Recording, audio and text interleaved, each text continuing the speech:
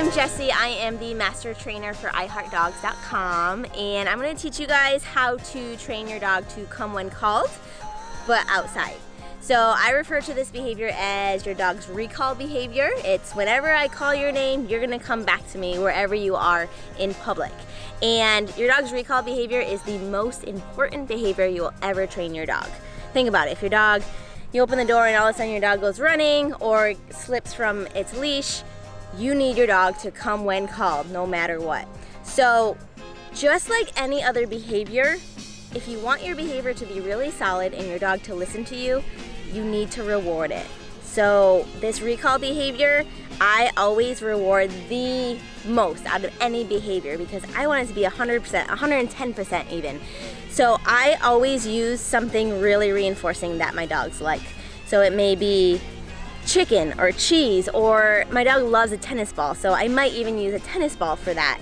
But it's got to be something really, really great because your dog, if you think about outside, there's different smells, there's different sights. If you're at a dog park, he's got all his friends he's playing with, and it's different than if you're inside and he's just laying on the floor and you call him over. Of course, he'll probably come to you if he's inside doing nothing, but think about if you're outside and there's just all these other things you have to compete with. So it's pretty simple. If you want your dog to come to you and leave all of those fun things, you have to be more fun than all of those things. That's simply put, that's how a dog will come to you. Your dog's not being stubborn if he doesn't. He's not being defiant if he doesn't. He's not being alpha if he doesn't. He's just saying, hey, these things are more fun over here, so I'm gonna choose those over you. But if you are more fun, then he's gonna come back to you. So I'm gonna have my dog Abby with training the recall, and what we're gonna do is we're in this open field, and you'll notice that I'm gonna have a really long leash on my dog. This is really important because you don't want your dog to practice ignoring that cue of Abby come. The more your dog ignores it and rehearses ignoring it, the worse the behavior is going to be, and the more that he's going to be like, oh, I only have to come when I want to or when I choose to. It should be, okay, when I hear mom say, Abby come, I come every time. So what I'm going to do is I'm going to call her name, say Abby come, and then if she doesn't, I'm going to just start guiding that leash back in just to give her that extra guidance. I'm not going to jerk the leash or do anything like that. I'm just giving her that extra guidance, and then when she comes, I'm gonna reinforce her. So we're gonna get my dog Abby and we'll show you how it's done. All right, so here's Abby. Here's the long leash I was talking about. It can be any length. It can be 20 feet, it can be 50 feet, 100 feet. I love a 100-foot leash because then you can really have your dog out there and then practice its recall. So we're gonna just have Abby, good, she's smelling around right now. We're gonna wait, oh, she lays down. So we're gonna have her walking around, and when she's kind of really keen in on something, we're gonna call her, and then if she comes, we're gonna give her a big reward of food. And if she doesn't, again, I'm gonna guide her with that leash. So let's see if we can get her going, maybe give her a treat over there. There we go. All right, so I'm gonna call her and see if she comes. Abby, come.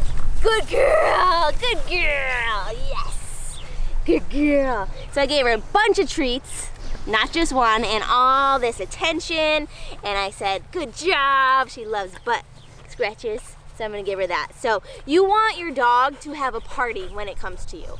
It's gotta be the most rewarding behavior that you'll ever have because you want it to be the strongest behavior. So usually the strongest behaviors are the ones that have been rewarded the most. So we're gonna do that a couple times and see if we can get her recall really strong. So she's gonna, see, I'll throw some treats over there.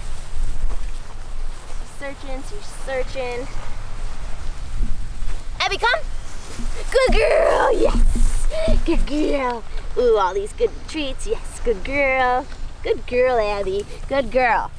Now, there's one other hint to this behavior. So if you think about if your dog is at the dog park and he's playing with all of his friends and you call him over, sometimes, again, those friends might be more rewarding than your treat. And if you think about it, when you call your dog over from a dog park, what usually happens next? you usually go home, right? All that fun, all your friends, we take you away from that, it stops, you go in the car, you go home. So what you want to do is use your dog's friends as a reward.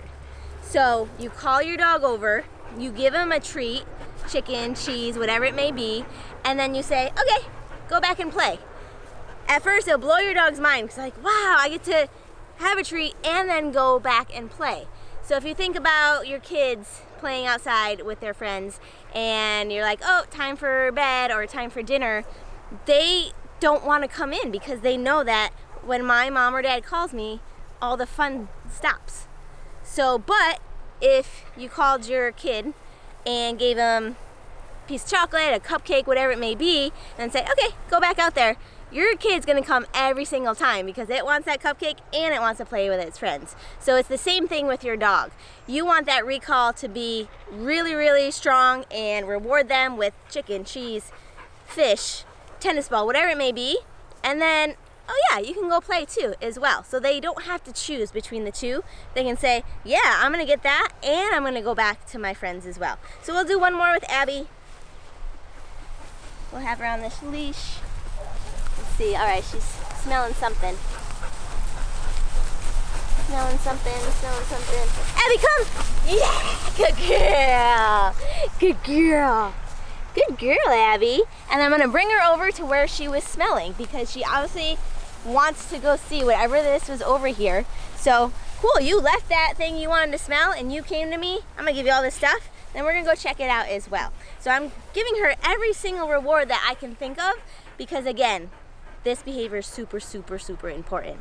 So once your dog is great, coming to you 100% on a long leash, then you can try it with distractions. So this is an open field, so there's really no distractions. So next time we'll go to a field where there's, or a park where there's people walking, joggers, other dogs, other sites, and then really test this. And then once she's 100% and only 100%, then you can start trying the recall in a fenced in area or at a dog park that's fenced in. And then after she's 100% there, that's when you can kind of really trust that your dog's recall is really, really strong and not have your dog on leash in different scenarios. But again, if you have any doubt that that behavior is not 100%, you need to be a conscious dog owner and parent and always keep your dog on a leash because it is a safety issue.